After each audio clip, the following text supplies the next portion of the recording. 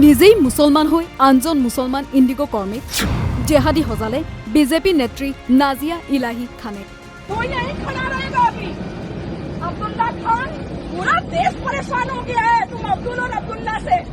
Indigo में कोई और जाति धर्म नहीं मिलता है एम्प्लॉय के लिए। RSSৰ গুড়া হিন্দুত্ববাদী আদৰ্শেৰে পুষ্ট শাসিত বিজেপিৰ পৰা বা ল'বলৈ নতুন কৌশল নেকি এইগৰাকী মহাশয়াৰ? মুছলমান মানেই জেহাদী নেকি এই বিজেপি নেতাসকলৰ মতে? ধৰ্মীয় গোড়ামী নহয়, ৰাজনৈতিক গোড়ামীৰ বাবেহে দেশজুৰি বৃদ্ধি পাইছে নেকি সাম্প্ৰদায়িক সংঘাত? ভালদৰে চাওক এই ভিডিঅ'টো। এই ভিডিঅ'টোত থকা মহিলাগৰাকীৰ নাম হৈছে নাজিয়া ইলাহি খান, যি ভাৰতীয় জনতা পাৰ্টীৰ এগৰাকী সংখ্যালঘু নেত্ৰী। এই ভিডিঅ'টোত স্পষ্টভাৱে দেখা গৈছে যে কেনেদৰে এইগৰাকী বিজেপি কৰ্মীয়ে ইণ্ডিগো কৰ্মীগৰাকীক মাথো মুছলমান হোৱাৰ বাবেই জেহাদী বুলি আখ্যা দিছে।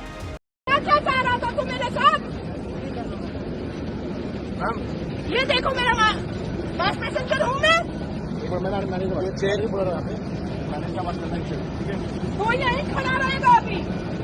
अब्दुल्ला खान, पूरा देश परेशान हो गया है तुम अब्दुल और अब्दुल्ला से। इंडिगो में कोई और जाति धर्म नहीं मिलता है एम्प्लॉय के लिए।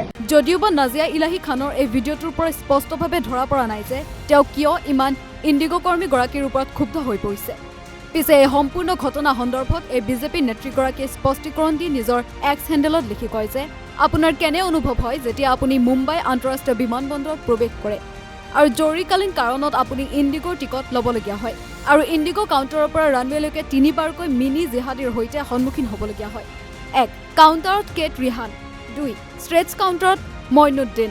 3. ড্ৰাইভাৰ ৰানৱে কোচত আব্দুল্লা খান। আপোনাৰ হৃদয়ৰ ৰাষ্ট্ৰভক্তিৰ বাবে আপোনাক চিন্তিত কৰে আৰু বিভিন্ন উপায়েৰে আপোনাক অসুবিধা দিয়াৰ বা দুখ পোৱাৰ চেষ্টা কৰে, যিটো নেকি আজি মোৰ লগত হ'ল।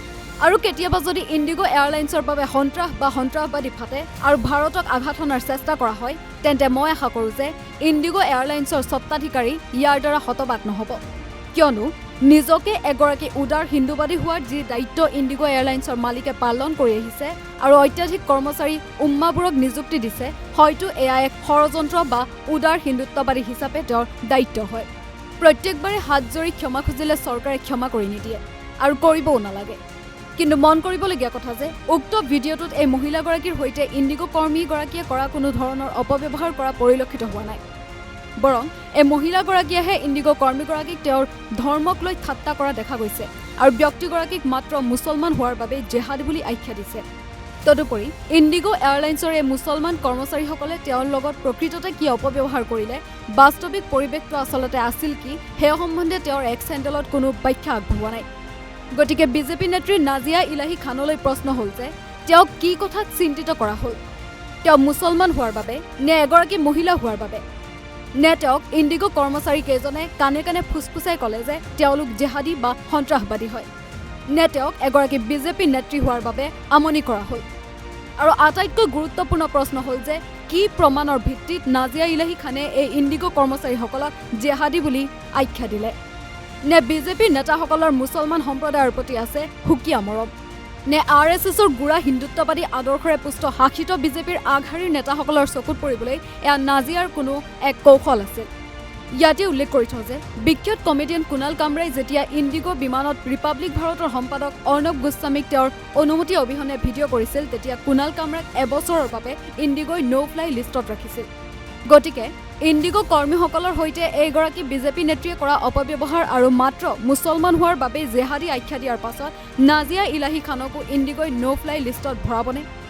অৱশ্যে ইয়াতো উল্লেখ কৰি থওঁ যে নাজিয়া ইলাহি খানে তেওঁ ইণ্ডিগোৰ কৰ্মচাৰীসকলক কৰা এই দুৰ্ব্যৱহাৰৰ বাবে দেশজুৰি তেওঁক ট্ৰল কৰাৰ বাবে প্ৰত্যুত্তৰত নাজিয়াই এক্সত ভিডিঅ'যোগে দুটা পোষ্ট দিয়ে, য'ত বিজেপি নেত্ৰীগৰাকীয়ে ইণ্ডিগোৰ কৰ্মচাৰীসকলৰ সৈতে কৰা দুৰ্ব্যৱহাৰৰ বাবে ক্ষমা খুজিব বুলি ধাৰণা কৰা হৈছিল, কিন্তু তাৰ বিপৰীত দিকটোহে পৰিলক্ষিত হ'ল।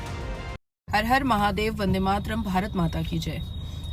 कल जैसे ही मैंने इंडिगो एयरलाइंस के 3 मुसलमानों के बारे में बोला भी नहीं था, मैंने पोस्ट किया था, बस होना क्या था कि सोशल मीडिया पर सुअरों के झुंड ने मुझे घेरना स्टार्ट किया और सबने इंडिगो को टैग करके कठमुल्लों ने कहा कि नाजिया को इंडिगो से ब्लैकलिस्ट कर दो।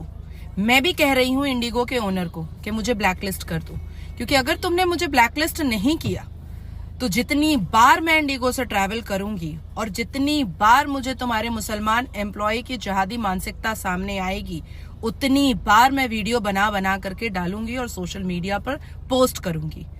इंडिगो एयरलाइंस के समर्थन में जो पाकिस्तान और भारत के जिहादी मानसिकता निकल करके सामने आए हैं, इससे ये भी समझ में आ रहा है कि इंडिगो चल कैसे रहा है।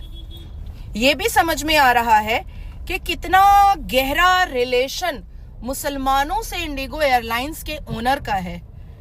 तो मैं चुप हो जाऊं ये तो पॉसिबल नहीं है।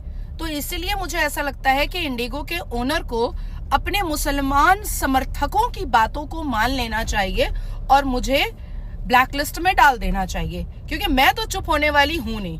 और इंडिगो के मालिक जो भर भर करके भंडार लगा रहे हैं मुसलमान एम्प्लॉयज का, या तो उसको कंट्रोल करना सीख ले और या तो फिर मुस्लिम एम्प्लॉय को अपॉइंट करना बंद कर दे।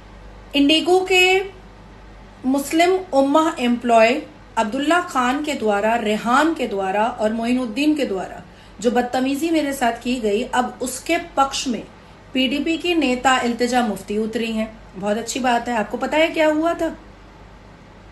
अब्दुल्ला खान रनवे कोच का जो ड्राइवर था वो गालियां परोस रहा था मुझे, मां बहन की गंदी गंदी गालियां दे रहा था वो मुझे।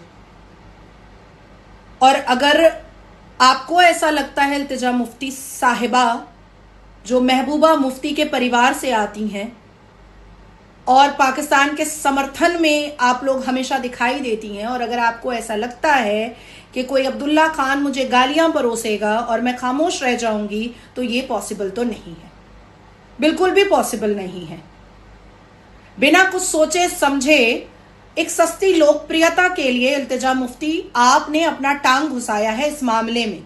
अगर इंडिगो सही होता और इंडिगो का एम्प्लॉय कोई बदतमीजी नहीं किया होता तो शायद अब तक इंडिगो ने कोई कार्रवाई जरूर की होती।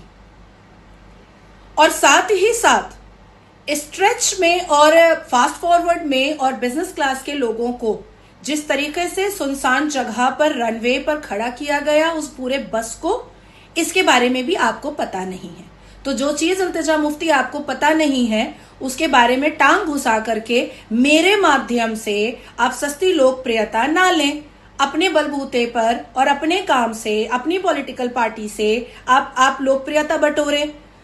अब आपको जब मैंने बता दिया है कि अब्दुल्ला खान जो रनवे कोच का ड्राइवर था वो मुझे गालियां मां बहन की परोस रहा था, अब आप कार्रवाई करेंगे अब्दुल्ला खान पर? आप तो नहीं करेंगी। तो जब মুঠৰ ওপৰত এটা সম্পূৰ্ণ সংখ্যালঘু সম্প্ৰদায়ক লক্ষ্য কৰি নাজিয়াৰ এনে কাণ্ডই দেশজুৰি ট্ৰল খোৱাৰ পিছত নাজিয়াই এতিয়া চাফাইৰ ওপৰত চাফাই দি তৎ পোৱা নাই।